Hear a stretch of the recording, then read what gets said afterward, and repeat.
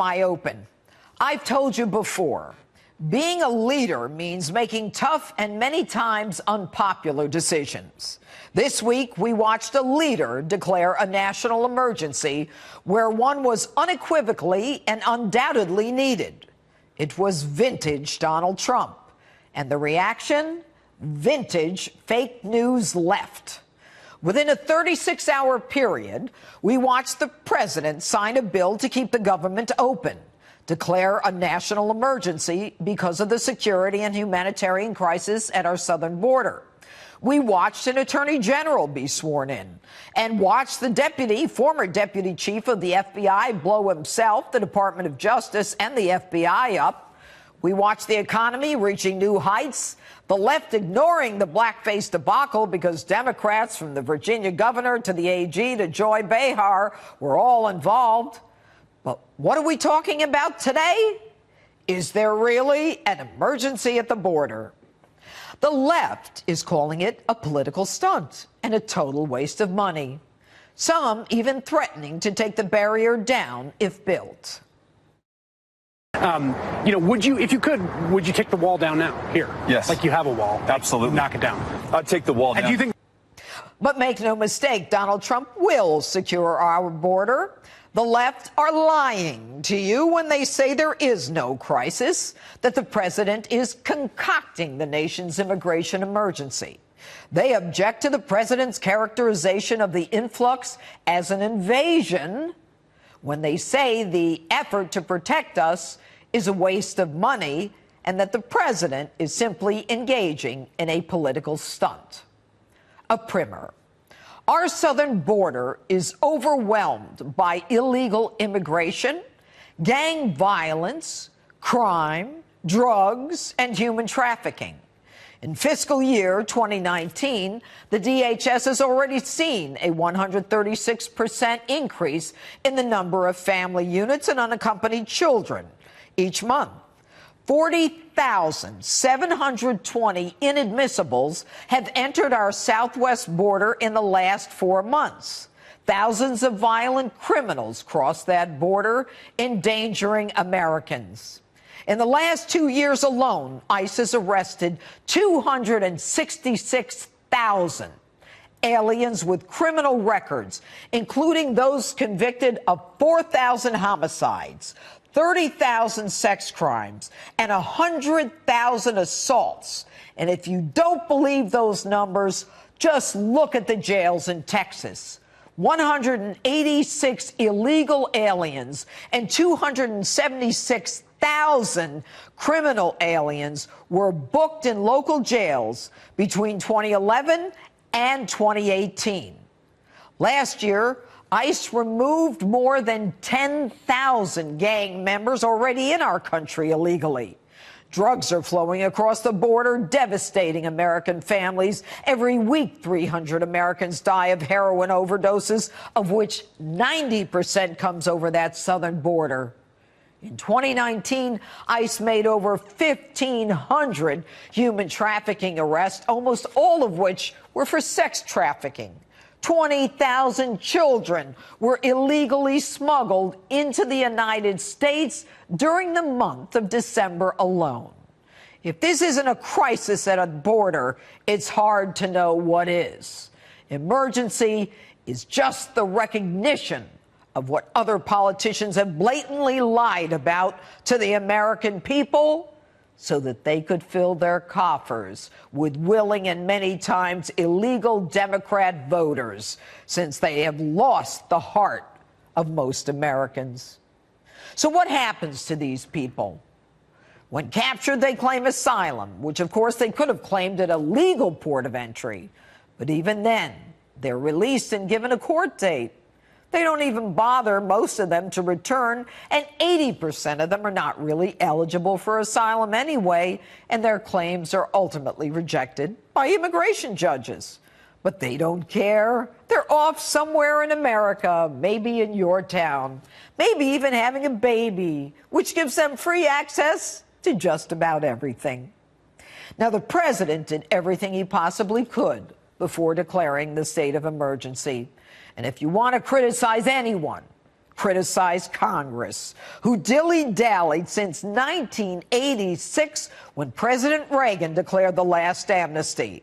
They are so jealous of the other party as well as this outsider president that they refuse to give him a win when their concern should be about giving the American people a win.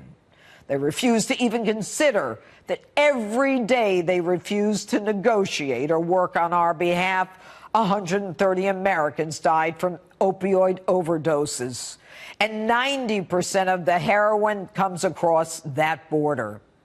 The left, however, instead of recognizing the danger to Americans, is determined to do nothing but criticize President Trump.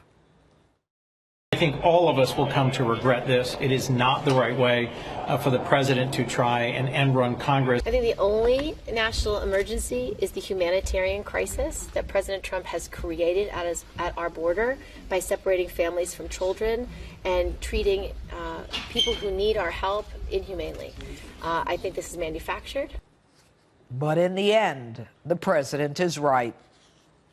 We will have a national emergency, and we will then be sued, and they will sue us in the Ninth Circuit, even though it shouldn't be there, and we will possibly get a bad ruling, and then we'll get another bad ruling, and then we'll end up in the Supreme Court, and hopefully we'll get a fair shake, and we'll win in the Supreme Court. I can't imagine that the Supreme Court would not support the declaration of an emergency, given Congress's repeated failure to act, the president's repeated attempt to make the Democrats act.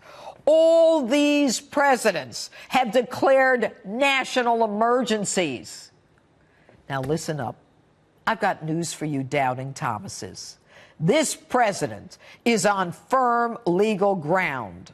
Both the Constitution and Congress have given him the right to declare emergencies as an executive action. Youngstown versus Ohio, 343 U.S. 579. According to Justice Jackson, the president is at his zenith of power here, where Congress has delegated to him the authority, and his own authority is at its maximum. He possesses his own right, plus all that Congress has delegated. In these circumstances, and in these only, may he be said to personify a federal sovereignty. It's real simple, folks. What do you want? Should America be a nation state? Should we be a country defined by borders? Or should we simply be a repository for anyone who wants to come here? Should we be a refuge for the rest of the world to come for education, health care, housing, food stamps, and yes, even Social Security? And should they get a license, a free college education, while American kids have to pay for theirs? And of course, should they get the right to vote? Where do you stand? Now, a few weeks ago, I spoke with President Trump right here on Justice about the issue of his declaring a national emergency. Take a listen to what he said then. For the last time, given that they don't seem to want to come to the table, that you have done all the negotiating, why not declare? Well, that might happen, but I want to give them a chance to see if they can act responsibly. Okay. They should act responsibly. We're talking about the border, and I have to say, a lot of the people that aren't getting their checks are letting us know, we don't care, you've got to solve the crisis at the border. It's a humanitarian crisis, and it's national security. It's very important. He wanted to give them a chance to act responsibly, and we commend him for that. But now, here we are. Joining me now with reaction to my opening statement and all the news today, Chairman of the Freedom Caucus, Congressman Mark Meadows. Good evening, Congressman. Now, it's good to be with you, Judge. It's good to have you on again, Congressman. You know, there are so many people who are against this emergency declaration. And yet it seems that, you know, the United States Supreme Court and the precedent is there. The delegation is there from Congress, and he's got his own powers. And yet there are are so many people who say that this is a mistake, some even Republicans. Why is that? Well, I think everybody, especially on the Republican side of the aisle, wants to make sure that Congress has the power and not the executive branch. That being said, Judge, here's the interesting thing is Congress had the ability to act and actually stop the president from doing this national emergency. 20 words, Judge. All they had to do is say no funds from 10 U.S.C. 284-2808 shall be used to build a barrier between Mexico and the United States. 20 words, if they had put in there, basically would have prohibited the president from doing this. But the president did a real shrewd thing.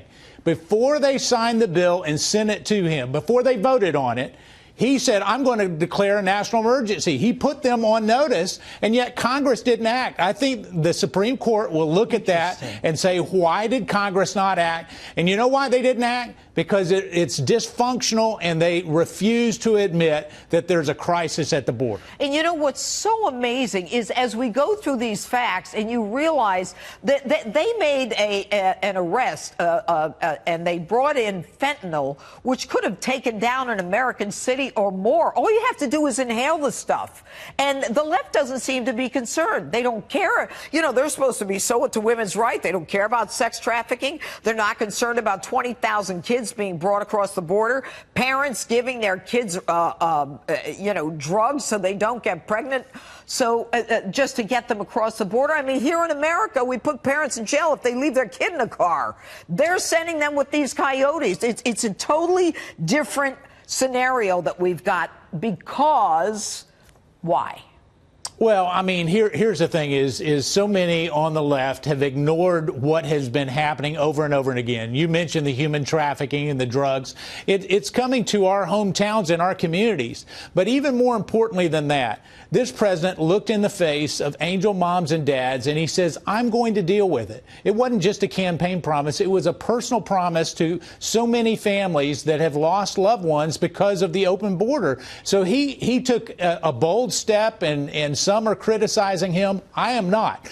Listen, we've had our chance. We should have put it in before him, and we didn't. And yet we couldn't even come up with a compromise, a reasonable compromise of $2.5 to $3 billion to get started. So the president did the right thing here. What about, let's talk about the pots of money from which he's going to start building this, the border. Steel slats. I mean, the wall is out of the question, it seems. There are different pots of money, and I know from being a DA that seized assets, asset forfeitures, assets from drug. I mean, that stuff's easy. I mean, you've got drugs coming into 90% of the heroin. You can use that money, no problem.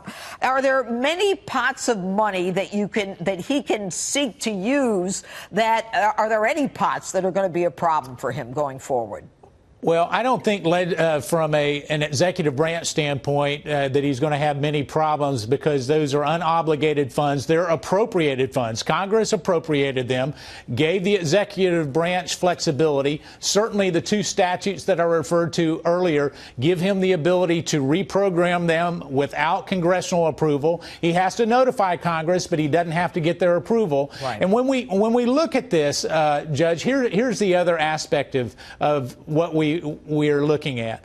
The president has been working with OMB for many, many weeks in anticipation that Congress would not really fully fund this because he believes it's a national emergency. The Border Patrol chiefs believe it's a national emergency. And they said, we need $5.7 billion for these three top priorities. And yet Congress failed to deliver on that. And so there's some money from the military construction accounts. There's some over in Treasury as well. You mentioned the asset forfeiture. All of that can come together, hopefully end up around $8 billion that he can spend on border barriers. Good for him. And, you know, Obama misused money that wasn't appropriated to pay for Obamacare subsidies. But he did it quietly. Right. We might remember $1.8 billion that went to Iran. Yeah.